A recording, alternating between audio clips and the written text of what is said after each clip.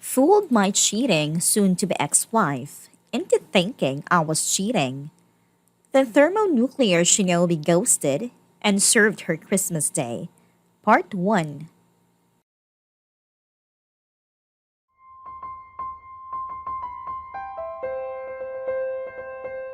As per the rules, all names are altered herein. Okay, so here is the backstory. My soon to be ex wife was my high school sweetheart. We started dating in 1992 when we were both 17. We're both 45 now and have been together ever since. She's the only woman I've ever been with my entire life.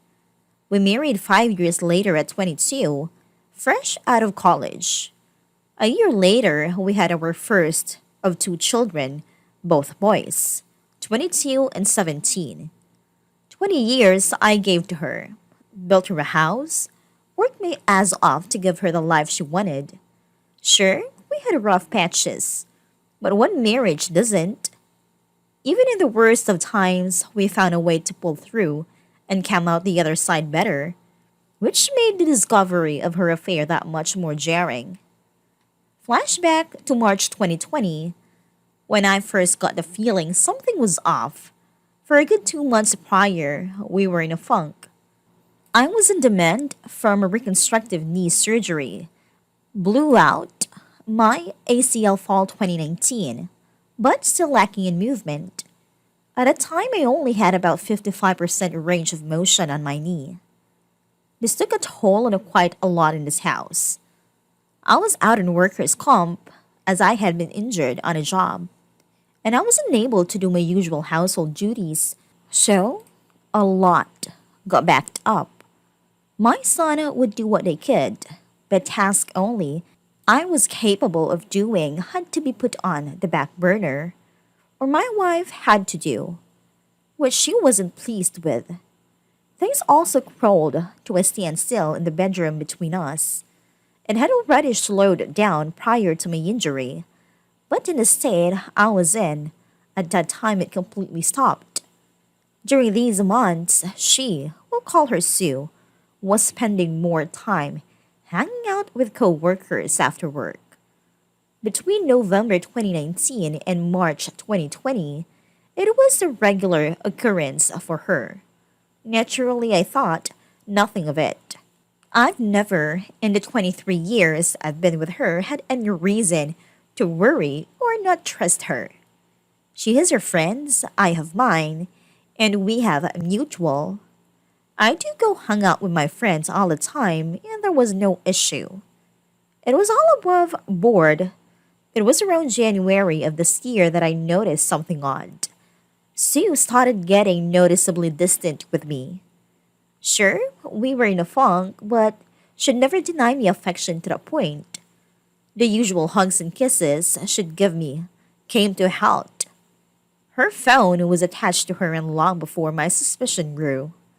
But she'd always share and show me things she discovered on the web.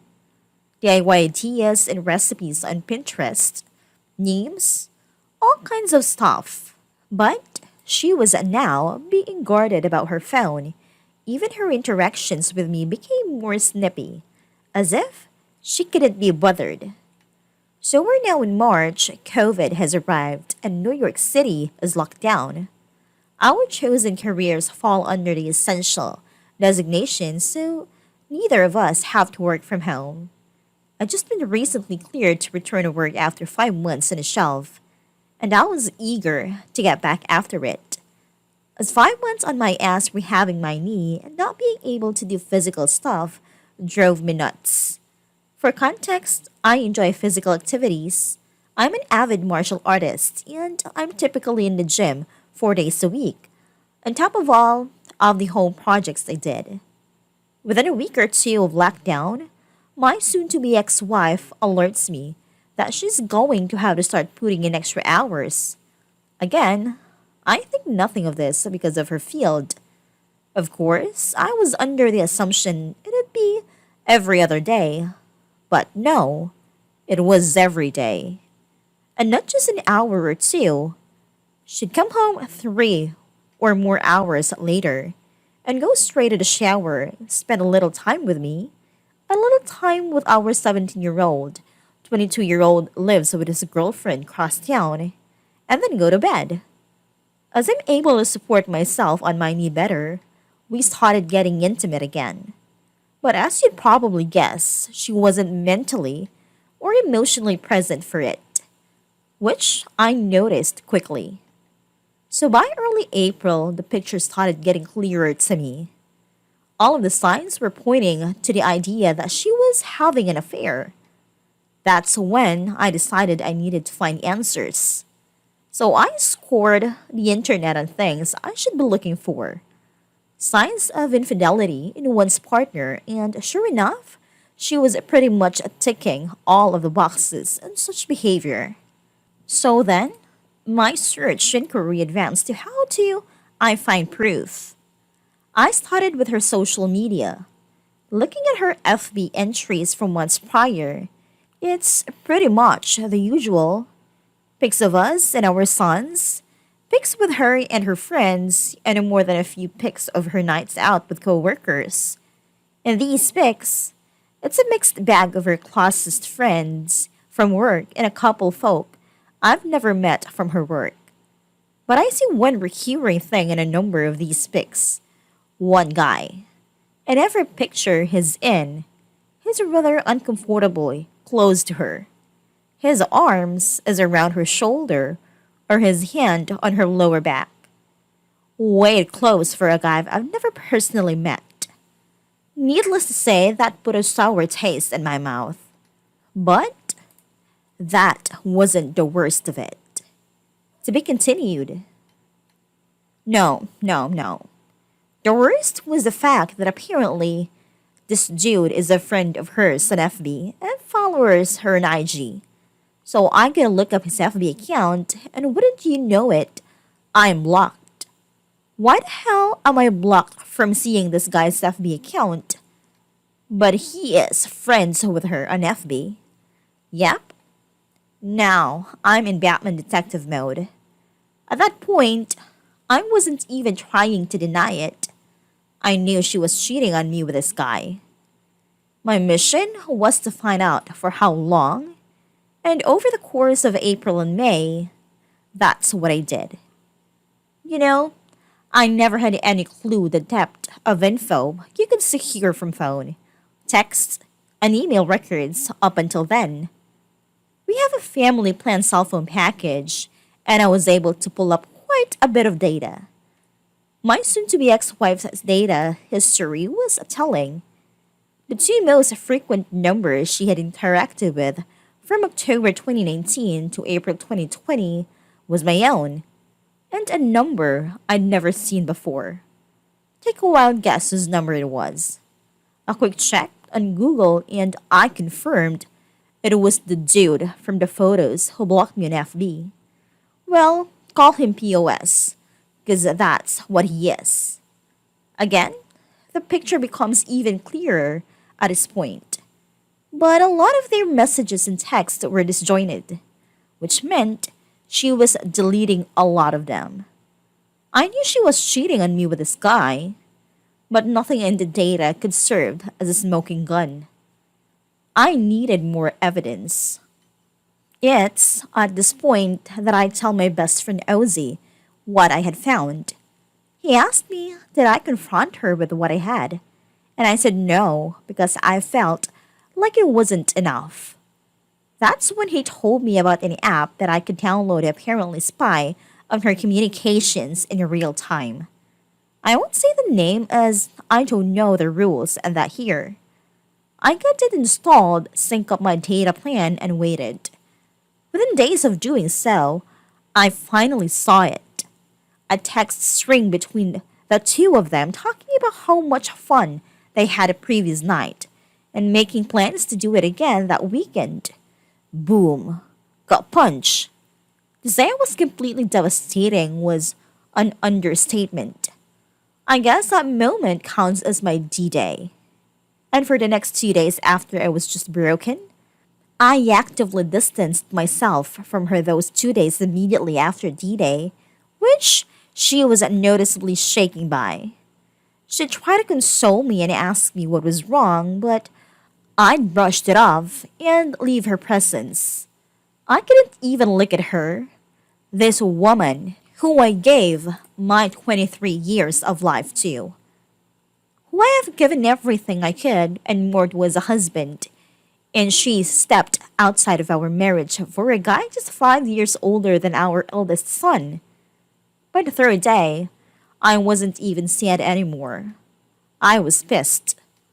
I contacted Ozzy to let him know my suspicion was confirmed, and he asked me, had I confronted her yet? My answer was no, and I told him I wanted a payback. I didn't want to just divorce her. I wanted to destroy her.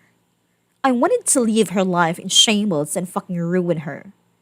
It was going to take time to do so, and I devised a plan. In my readings and research on infidelity, I had saw a quote that resonated with me that went, the enemy of infidelity is unpredictability, or something to that ilk. That was going to be the basis of my plan. I was going to make her life hell on wheels, while also secretly planning my exit strategy.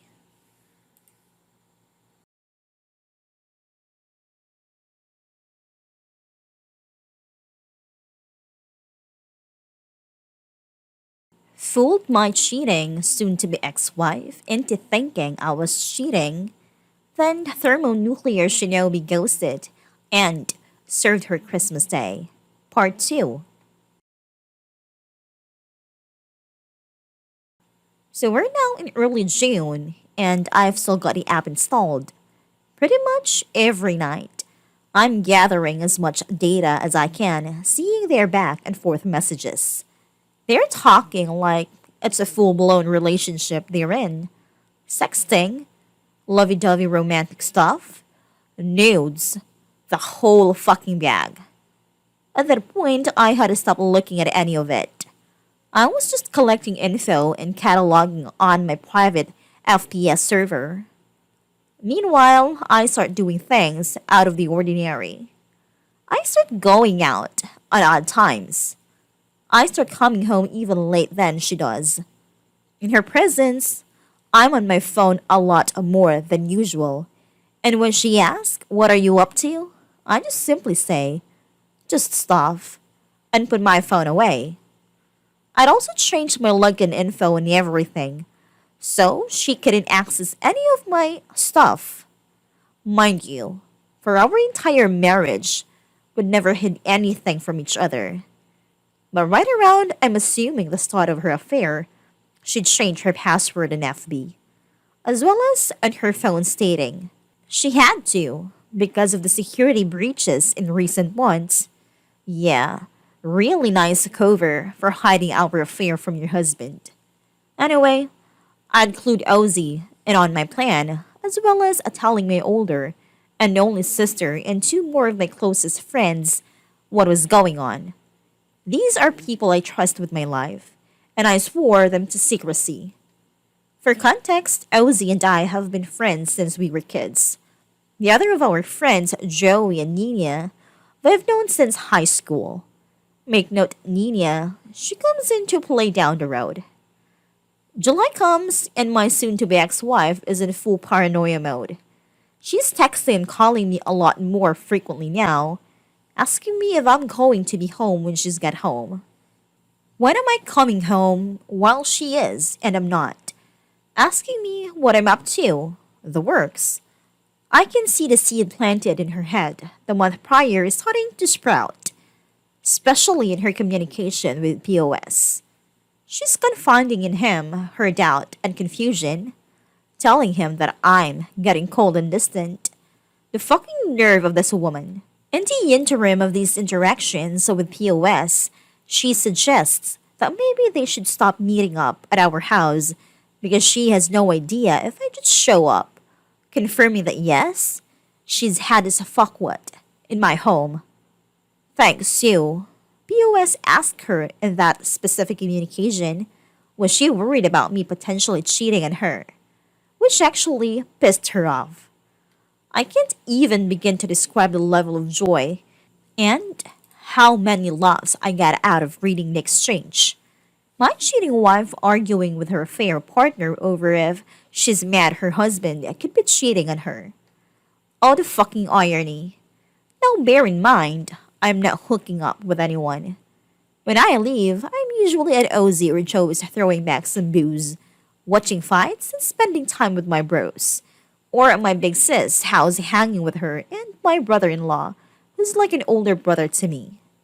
My sis is 52 and her hubby is 58. She had told him about my soon-to-be ex-wife's infidelity, but none of my plan. Couldn't risk it, as he's a bit of a blabbermouth. Well, fast forward now to October. That's when things seriously picked up. I've been in my Fox affair for 3 months now, and Sue is hyper aware of the fact that I'm actively pulling away from her. It's been as long as the day I enacted my plan until the day she confronted me, October 20th, 2020, that I'd even touched her. No hugs, no kisses, no initiation of intimacy, nothing. Not like she needed it. She was still fucking POS, just at his place or at motels. So that afternoon, she calls me at work, which wasn't rare before all this begun. But certainly hadn't happened in a while and asked me to come straight home after work, saying she had something important to tell me. I'm not gonna lie to you all. I have believed she was going to come clean about her infidelity. But she, of course, didn't. Instead, I get home to her asking me was I unhappy with her. The fucking nerve. She cites the fact that I've been spending way too much time away from home. I didn't show her affection anymore, and our sex life has completely died. She tells me she's worried I'm pushing her away because I was a recent fool of how she treated me the months I was rehabbing my knee. And then came the punchline. She fucking asked if I was cheating on her. Fox. I fell out on the floor laughing hysterically. And when I say hysterically, I mean joke or laughing, gas hysterical. On the surface, it looked like, to her assuming, it was me laughing off the notion of being unfaithful. But it was, of course, actually me laughing at the sheer irony of what was happening in front of my eyes. I'm tearing up, pounding on the floor in complete hysterics for a good 2 minutes before I compose myself enough to answer. I sit up and look her in the eyes, for the first time in months shaking my head, but I don't give her an answer. I stand up, brush myself off, kiss the top of her head, and go about settling in for the night. Later that night, as I'm in my office, I decided, you know what? Given the brevity of what happened, I wanted to see what she was telling him. So I fire up the app, and sure enough, they were actually texting in real time. He tells POS, I know he's cheating on me. I asked him tonight, and he literally laughed in my face. He fell on the floor and laughed for like 5 minutes. It wasn't 5 minutes, obviously. He doesn't even care how I feel anymore. I don't know how or why, but he's gone. I know I've lost him. This is karma. I know it. The smile I had on my face a reading that must have resembled the Cheshire Cat. POS attempted to console her, saying that if I cared enough for her, she wouldn't have had come to him, give her what I wasn't giving her. But the tone of her responses told me she was having doubt now. She had the nerve to step out of our marriage because I was unable to fulfill my role as a husband due to the legitimate injury, and kept the affair going for, at that point, nearly an entire year. But the idea of her losing me to another woman was enough to make her waver. What a fucking weakling. To be continued.